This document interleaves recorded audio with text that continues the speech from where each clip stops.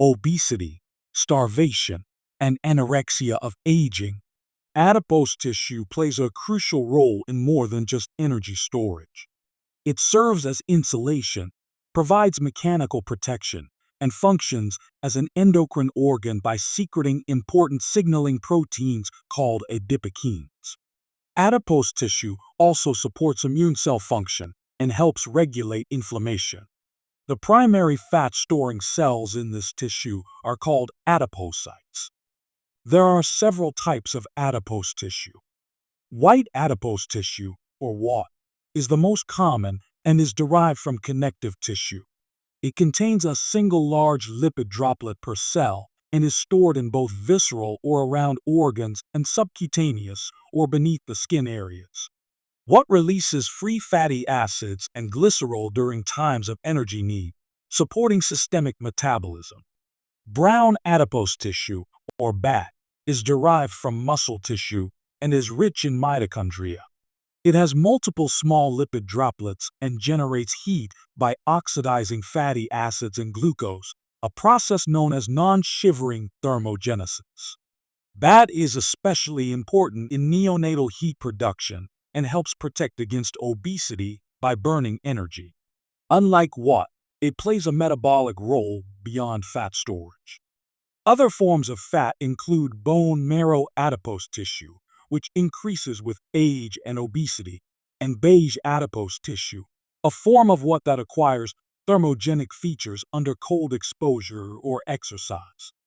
This transformation is called beiging or browning.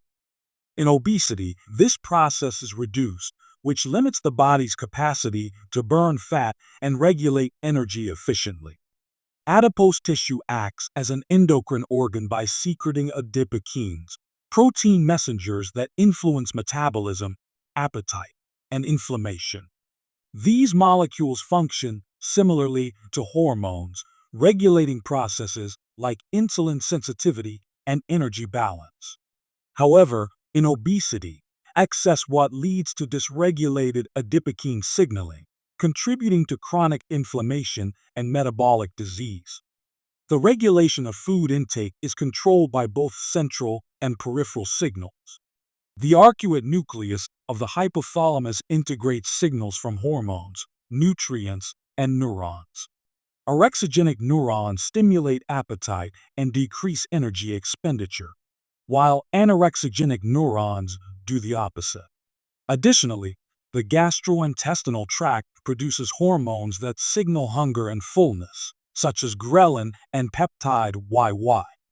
Obesity is defined as an excess accumulation of body fat.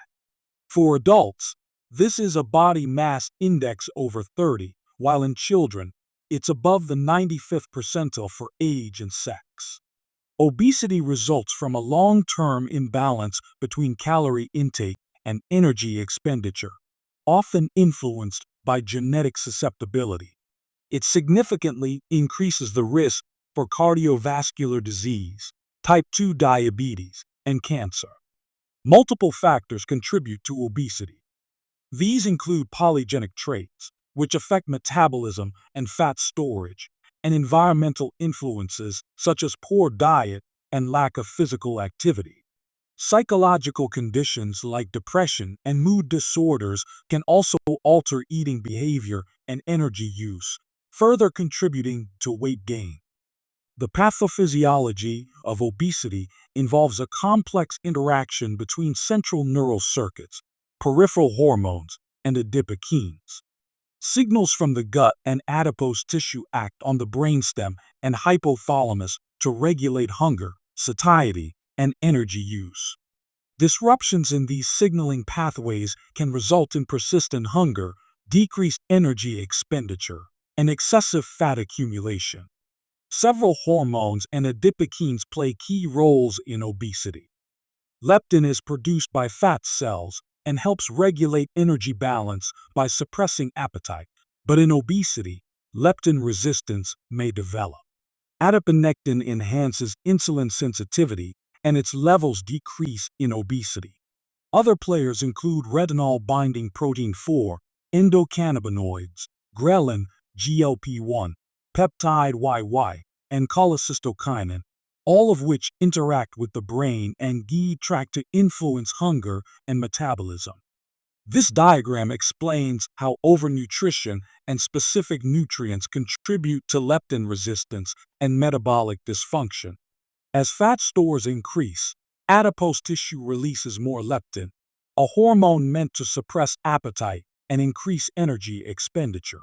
However, in obesity, this feedback loop becomes disrupted, leading to hyperleptinemia and reduced leptin sensitivity in the brain and body.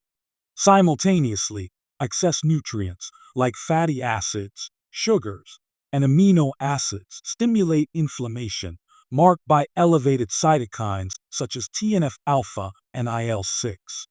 These inflammatory signals further impair leptin action. The result is central and peripheral leptin resistance, which contributes to impaired glucose and lipid metabolism, increased food intake, and nutrient absorption defects. This vicious cycle promotes continued weight gain and the progression of metabolic disease. Obesity results in a state of chronic low-grade inflammation within white adipose tissue. This contributes to insulin resistance, metabolic syndrome, and a wide range of complications. Changes in the intestinal microbiome may also play a role in obesity development and maintenance. While diet and exercise are important, bariatric surgery is currently the most effective intervention for significant and sustained weight loss and reduction in obesity-related diseases.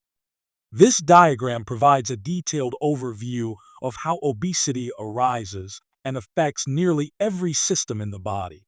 Obesity begins with an energy imbalance, excess caloric intake, and reduced energy expenditure, combined with genetic and environmental influences. As fat cells expand in size and number, they release endocrine signals that disrupt metabolic homeostasis. Alterations in adipocyte function lead to changes in leptin, adiponectin, and inflammatory cytokines, which impair insulin sensitivity and lipid metabolism. These dysfunctions affect the pancreas, causing insulin hypersecretion and beta cell strain, and the muscle, leading to insulin resistance and reduced glucose uptake. The cascade extends to multiple organ systems. Obesity contributes to cardiovascular disease, stroke, hypertension, GERD, sleep apnea, fatty liver, PCOS, and even cancer. The gut microbiome, blood vessels, and immune system are also altered, perpetuating inflammation and increasing disease risk. This slide emphasizes the importance of addressing obesity not just as a cosmetic concern, but as a chronic, systemic condition requiring early and comprehensive intervention. Obesity presents in different patterns with varying health risks. Visceral obesity, or central obesity, is characterized by fat around the abdomen and upper body, forming an apple shape. This type is associated with a greater risk of metabolic diseases. In contrast, peripheral obesity involves fat distribution around the hips and thighs, forming a pear shape, and tends to carry fewer metabolic complications. Other phenotypes include normal weight obesity, where individuals have a normal BMI but a high body fat percentage, over 30%. These individuals may still be at risk for metabolic syndrome. Another type is metabolically healthy obesity, where someone is obese but does not exhibit the usual complications like insulin resistance or dyslipidemia. However, this state may not be permanent, and long-term risks still exist. Starvation is a condition where decreased caloric intake leads to progressive weight loss and malnutrition. This may occur due to dietary restrictions, digestive disorders, or disease states that impair nutrient absorption or increase energy demands. Starvation affects all body systems, leading to slowed metabolism, loss of muscle mass, weakened immunity, and eventually organ failure if not corrected. Short-term starvation refers to several days of caloric deprivation, often seen during therapeutic fasting. The body responds by breaking down glycogen stores and converting amino acids into glucose via gluconeogenesis. This helps maintain blood sugar while preserving lean body mass. These responses are protective, but only temporarily sustainable. Long-term starvation occurs after several days without adequate nutrition and may be therapeutic, such as in weight loss, or pathologic, as in chronic illness, poverty, or anorexia nervosa. As glycogen is depleted, the body begins to break down fat and eventually protein. Conditions like marasmus and kwashiorkor reflect different patterns of severe malnutrition. Refeeding syndrome is a dangerous complication during nutritional rehabilitation marked by fluid and electrolyte shifts. Anorexia of aging is a common but under-recognized condition where older adults experience a decline in appetite and food intake. It results from decreased orexigenic signaling and increased anorexigenic signals, along with physical, psychological, and social factors. Risk factors include medical conditions, depression, social isolation, and elder abuse or neglect. This leads to weight loss, frailty, and increased vulnerability to disease. This slide highlights a range of physiological, psychological, and environmental factors that contribute to anorexia or loss of appetite. Emotional disorders such as anorexia nervosa, pharmacologic side effects, and excess smoking are common contributors. Vitamin deficiencies and dehydration can also suppress appetite. Additional causes include aging, gastrointestinal disorders like IBS and pancreatitis, and systemic illnesses such as fever, thyroid and adrenal dysfunction, and neurologic diseases. Medical treatments like radiation and chemotherapy are also well known to reduce appetite. Identifying and addressing the underlying cause is essential for preventing malnutrition and managing anorexia effectively. When older adults become undernourished, the consequences are serious. Malnutrition can lead to frailty, mitochondrial dysfunction, and reduced capacity for tissue repair. Hormonal imbalances and increased oxidative stress further contribute to decline. Treatment focuses on supportive care, social engagement, and addressing underlying medical or emotional issues to improve appetite and nutritional status. This diagram outlines how systemic inflammation leads to anorexia and cachexia, two conditions marked by severe weight loss and muscle wasting.